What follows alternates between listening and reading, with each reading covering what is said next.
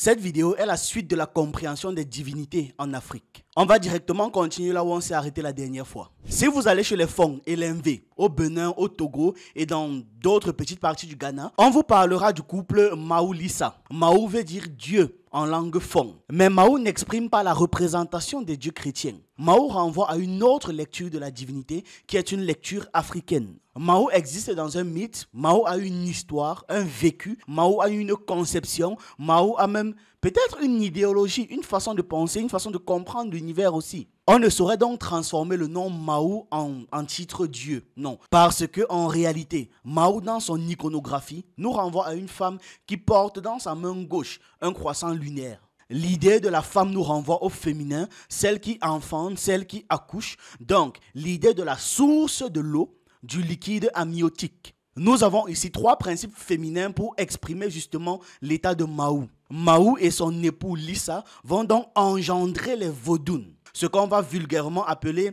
les divinités pour faciliter la compréhension. Quelle est la représentation iconographique de Lissa maintenant? On parle d'un caméléon qui tient dans sa bouche le soleil. Vous avez donc ici l'opposition soleil-lune ou encore la complémentarité. Le soleil exprime le feu masculin, la lune exprime l'eau féminin. Mais le soleil exprime aussi ce qui se voit, c'est-à-dire le jour. Et la lune exprime la nuit, ce qui est caché, ce qui est donc imana, le caché. Vous devez retenir que le féminin va précéder le masculin dans la conception africaine. Puisque nous partons de l'eau pour sortir de l'eau, et l'eau dans son ensemble en narcoculture nous renvoie au féminin. À la question de savoir qui est là en premier entre l'œuf et la poule, c'est donc l'œuf qui est là en premier, parce que l'œuf contient le germe de la poule. Vous imaginez bien que la toute première poule dans l'évolution des animaux n'est pas apparue comme ça, comme par magie, non. Elle a muté dans un œuf avant de sortir de l'œuf. Et si on transpose ça chez les humains, c'est le liquide amniotique d'où vient l'enfant. L'eau nous renvoie à l'essence féminine. Et de l'autre côté maintenant, vous avez le soleil. Maou, le féminin, va exprimer la nuit, les mystères. C'est bien ça le principe d'Imana. Et Lissa représente le jour, les couleurs, le caméléon qui porte le feu, qui porte le soleil le jour dans la bouche. On a donc le masculin féminin, mais aussi le visible et l'invisible. Il s'agit de la même chose pour les écans. Tout est contenu dans un œuf qui va exploser. On a la conception de la source, la conception du noun et l'idée de l'œuf. Toutes ces choses nous renvoient au féminin. La conception que nos anciens avaient du divin est une étape féminine avant d'être une étape masculine. Chez les Ngala, on nous dit que le divin a 4 dimensions. Il se décrit comme Wekipeki, qui est la première dimension. Il s'agit d'une dimension féminine. Wekipeki qui nous renvoie à la pensée primordiale, à l'archétype source des prototypes. Nous sommes dans la conceptrice primordiale, à l'image de cette femme qui médite, qui cogite lorsqu'elle est enceinte et qui a un plan pour cet enfant dans son ventre et qui est en train de façonner cet enfant, point par point. Wikipédia exprime donc la pensée primordiale. Ensuite s'ajoute un certain époux, si on peut l'appeler comme ça. On appelle cet époux Eweke, qui est le fondateur, l'artisan. Lorsqu'on appelle créateur, c'est juste pour vous faciliter la compréhension en fait. Mais ici, si vous devez bien comprendre ça, on va dire que c'est celui qui fait les formes. Voilà. Il portera un autre nom toujours dans la mythologie, c'est-à-dire Ekoumé. Ici, nous sommes au niveau de la parole, comme pour dire non à l'idée du commencement associé à la parole.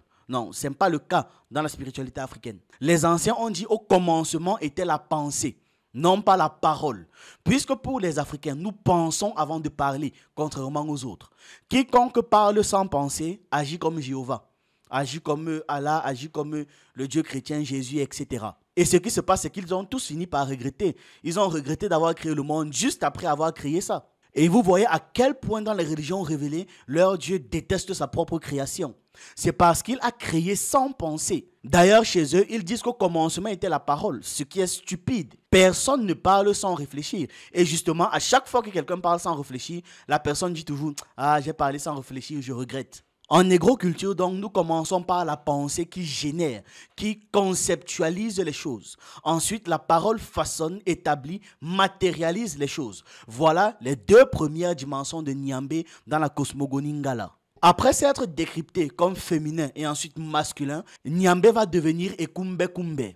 Ekumbe Kumbe exprime l'idée de la maîtrise de ce que l'on a vomi, l'idée du contrôle de ce que l'on a fait sortir de soi, l'idée de justice, parce qu'il va falloir maintenant réguler ce qu'on a fait sortir de soi. C'est à ce moment qu'on passe à Nyambé, le régulateur. Mais attention, la régulation est masculine et féminine. Elle ne peut pas seulement être masculine, elle ne peut pas seulement être féminine.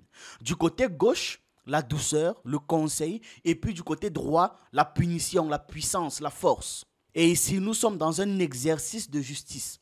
On doit conseiller, on doit dire la loi et enfin, on doit faire respecter la loi s'il le faut, même par la force. Ensuite, dans le mythe, Nyambé va devenir Mbwinji, c'est-à-dire l'éternel. Pas comme Jéhovah ou Allah, heureusement. L'éternel ici, parce qu'il va se dire, je suis toute éternité, je suis là avant tout le monde. À Kemet, on dit, celui qui était là avant que Nétière ne prenne corps et forme. Je suis donc là de toute éternité et il n'y a rien qui me fait penser que je vais disparaître. Je me dois de donner le cachet d'éternité à tout ce que j'ai vomi, à tout ce que j'ai engendré, à tout ce qui est sorti de moi. C'est donc de là où vient le concept du fait que les morts ne meurent pas. D'où l'idée d'ailleurs que rien ne meurt. Les choses ne font que changer de forme parce qu'elles doivent être perpétuellement dans l'éternité. Comme lui aussi, il change de forme et rien ne disparaît. Tout est simplement récupéré d'une autre manière ou ailleurs. Simplement parce que le divin a inscrit en nous, qui portons les mêmes gènes que lui, l'idée de l'éternité, le concept de l'éternité. Nous ne disparaissons donc pas. On va juste changer d'état, on va changer de forme, on va changer de nom, on va changer de corps physique. Mais nous sommes toujours là et nous serons toujours là puisque nous sommes lui. Les anciens gars nous disaient que voici donc Eweka, ce que j'ai généré, cet autre moi qui n'est rien d'autre que moi-même. Et Eyo des Ekandi, je suis la totalité de vos noms. Nyambé est la totalité de nos noms, de nous tous. Je suis ce que vous appelez le monde. Je suis l'univers, ou encore Dieu, ou encore la vérité, ou encore tout, ou encore un. En fait, je suis toi. Ne pensez donc pas que vous allez inventer quelque chose. Ne pensez pas que vous allez générer quelque chose de nouveau, puisque tout ce que vous allez générer était déjà dans son ventre. C'est maintenant passé dans notre ventre en nous, puisque nous sommes sa continuité. De par ces explications, vous comprenez que nous sommes très éloignés de ce divin qui fait comme il veut, qui tue quand il veut, qui décide ce qu'il veut, comme il veut. Non. Ici, nous entrons dans une lecture africaine. Et c'est important de comprendre les paradigmes. Chez les Bassards du Cameroun, on parlera de Ilolombi comme étant le premier de nos ancêtres. On se retrouve dans une lecture de l'ancêtre primordial. Ça suppose que le lien que nous avons avec lui est un lien de sang, puisque nous remontons simplement notre généalogie et arrivons jusqu'à lui. Nous remontons au divin par une longue chaîne d'ancestralité. Pour arriver au divin, nous sommes obligés de passer par ces ancêtres-là. Et il dit, je me suis multiplié comme une germination de champignons. Il n'a pas dit, je me suis multiplié comme des oiseaux. L'exemple, en fait, c'est le champignon qui devient d'autres champignons. C'est pour cette raison qu'il dit, je suis la totalité de vos noms. Tout ce que vous avez autour de vous, c'est moi. Tout ce que vous avez à l'intérieur de vous, c'est encore moi. Tout ce que vous avez au-dessus de vous, c'est moi. Tout ce que vous avez en dessous de vous, c'est moi. Tout ce qui coule, c'est moi. Tout ce qui sent, tout fluide, c'est encore moi. Je suis ce que vous appelez le monde. Je suis l'univers, ou encore Dieu, ou encore la vérité, ou encore tout, ou encore un. En fait, je suis toi. Si vous avez compris ça, si vous avez compris le concept, la suite va devenir très facile. Parce que la suite, en réalité, c'est de classer les divins en divinités secondaires, en entités, en ancêtres, et ainsi de suite. Tant que vous avez compris le principe de base, rien ne va vous surprendre. Voilà donc les paliers spirituels négo-africains. Les divinités deviennent la spécialisation du divin ou les multiples spécialisations du divin. Le premier test nous a renvoyé à un point, Chou et Tafanouté. L'air nous renvoie au vent. Ailleurs, on parlera du dieu du vent. L'air nous renvoie également aux senteurs, aux aromates. Il s'agit ici de l'énergie olfactive. Tandis que Tafanouté va nous renvoyer à l'énergie aquatique, à tout ce qui est eau. La terre va nous plonger dans tout ce qui est tellurique. Mais ne se limite pas seulement à ça. De la terre, nous aurons par exemple les divinités de l'agriculture, les divinités de la chasse, les divinités des animaux et aussi les divinités des minéraux. Nous aurons même mieux encore les divinités à l'intérieur de la terre, les Nyamsi. Comme vous pouvez aussi en déduire, les divinités des forêts, les Nyambus, les divinités qui sont rattachées aux arbres en règle générale. Et si on creuse encore, vous aurez les divinités qui sont rattachées aux métaux. Un peu comme dans le Vodun. Il y a beaucoup de divinités du métaux. Ça me rappelle dans le dernier Castlevania, la fille qui vient des Antilles, d'Haïti. Elle maîtrise littéralement le métal et donc la divinité qu'elle invoque pour pouvoir utiliser son pouvoir du métal, c'est Papa Legba. Oui, bien sûr, on sait, c'est un peu caricaturé dans les œuvres, en plus, c'est pas les Noirs qui les dirigent, mais vous avez l'idée globale. Les divinités du métaux sont nombreux dans le vaudou. Et de même, on va aussi trouver la montagne qui est rattachée à une divinité, ou même encore des grottes. Et les grottes, comme on le dit souvent, expriment la féminité de la terre, puisque la grotte est censée être le sexe fondu de la divinité terre. Donc vous aurez toutes ces divinités qui représentent autant de parcelles du divin, mais également autant de spécialisations du divin. Un peu comme une personne qui, à la maison, est père, au travail, est collègue, avec sa famille, est grand frère ou petit frère, avec ses patrons, est employé, etc., etc. C'est la même personne, mais elle change de fonction, elle change de spécialisation en fonction de l'endroit ou en fonction du besoin. Parce que c'est la même personne qui est à la fois mari, père, époux, collègue, patron, employé, etc., etc. Vous allez donc trouver le divin dans les 4 premières forces cosmiques et dans pléthore de forces cosmiques également. Ce divin qui se veut juste, qui se veut divin et qui se veut purificateur. Vous allez pouvoir vous purifier par le feu, par l'eau. Vous pouvez aussi vous purifier par la terre. Vous pouvez vous purifier par l'air. Vous pouvez également vous purifier. Le divin se fait aussi nourricier, comme à Kemet, où on peut l'associer au ciel, puisque c'est le ciel qui nourrit l'eau de la pluie qui vient maintenant ensemencer les terres. Dans le cas de l'Égypte à l'époque, parce que c'était au désert. Dans d'autres endroits de l'Afrique, ça fonctionne différemment. Mais le divin nourricier est aussi par la terre elle-même, vous voyez, qui va nourrir l'humain. C'est pourquoi on estime que la polarité de la terre, surtout en Afrique centrale, australe et une partie de l'Afrique de l'Ouest, nous renvoie au féminin, à la terre qui nous nourrit. Contrairement à d'autres endroits en Afrique où c'est plutôt le ciel qui est la mer, parce que c'est le ciel qui nourrit. Le divin va aussi bien exprimer la fertilité, comme le cas de Aseta, la divinité de la fertilité.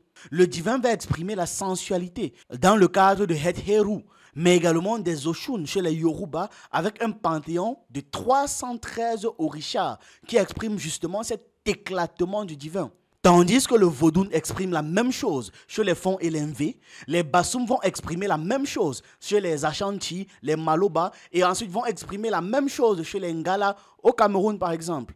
C'est la même culture qui se décline simplement en fonction des spécificités géographiques et environnementales. L'idée que le divin se partialise, l'idée que le divin nous offre des spécialisations de lui-même à travers des forces cosmiques, c'est ce que nous entendons donc par divinité. Autre chose à savoir, c'est que très souvent, lorsqu'on parle de parcelles et lorsqu'on parle de tout, on a l'impression que ce sont deux choses qui s'opposent. Non, la totalité va juste exprimer le macro et la parcelle va exprimer le micro. Tout ce qui est dans la totalité se retrouve dans la parcelle. Tout ce qui est dans le macro se retrouve dans le micro. C'est un simple condensé de tout ce qu'il y a dans le divin. Et Eo nous dit, je suis le centre de la circonférence. Puisqu'il est tout, puisqu'il est ce point qui exprime le masculin, la fameuse goutte de semence primordiale. Il est également ce cercle qui nous renvoie au ventre primordial, au cercle primordial et à la grossesse primordiale. Il est le centre, mais il est également la circonférence. S'il s'exprime par le centre et la circonférence, il s'exprime aussi à travers tout ce qui est entre le centre et la circonférence. Le vide devient donc un vide vivant. Il s'agit bien là d'un tout. Une autre représentation que vous pouvez avoir à l'esprit, c'est bien celle de la pyramide, tout simplement. Donc, vous pouvez avoir cette représentation circulaire avec un point au centre ou aussi une pyramide avec un socle et une élévation vers le ciel. Lorsque vous regardez le biais du dollar américain, vous allez voir la même représentation dessus. Sauf que bon, chez eux, ils ont détaché le sommet du reste et ils ont mis l'œil dessus. Toujours dans cette idée qu'ils ont que la création est séparée du créateur, que lui il est élevé et le reste est en bas, blablabla, bref. Mais chez les anciens de Kemet, il n'y a pas de division entre le point du sommet et la base de la fondation. Toutes les parties sont liées. Toutes les parties d'une pyramide sont liées, c'est la même chose. Parce que si on enlève une partie, c'est l'ensemble qui s'écroule, comme dans des bâtiments, comme dans n'importe quelle structure. Donc, la perception du divin sous forme d'une pyramide rejoint également la perception du divin dans les forêts sous forme d'un arbre, où on a des racines qui expriment sa solidité, ses fondations, avec un tronc qui exprime l'élévation, mais également avec des feuilles et des fruits qui expriment son expansion. Et même si vous ne voyez pas la racine, il y a le tronc que vous voyez et vous savez que le tronc est soutenu par une racine. Et même si vous ne voyez pas le tronc, vous voyez les feuilles ou les fruits. Et même jusque-là, quand les feuilles se détachent et s'envolent, la vie ne s'arrête pas. Lorsqu'elle se détache, elle continue de porter l'identité du tronc, l'identité des racines et l'identité complète de l'arbre. On a une partie invisible qui sont les racines, une partie de l'élévation, le tronc, et vous avez les branches qui renvoient donc à ce divin éclaté, à cette expansion du divin qui va vers les 4 points cardinaux. Mieux encore, parce que chez nous, on ne parle pas seulement des 4 points, on parle des 6 points, puisque nous intégrons le zénith et le nadir. Voilà, j'espère que vous avez mieux compris la conception du divin en Afrique. J'espère que vous avez mieux intégré cette notion qui est essentielle pour la suite et que vous avez bien compris qu'on s'exprime dans un paradigme qui n'a rien à voir avec tout ce qu'on a pu apprendre depuis que nous sommes petits. On se donne donc rendez-vous la semaine prochaine sur le jeûne initié pour parler de spiritualité. Que nos ancêtres veillent sur nous.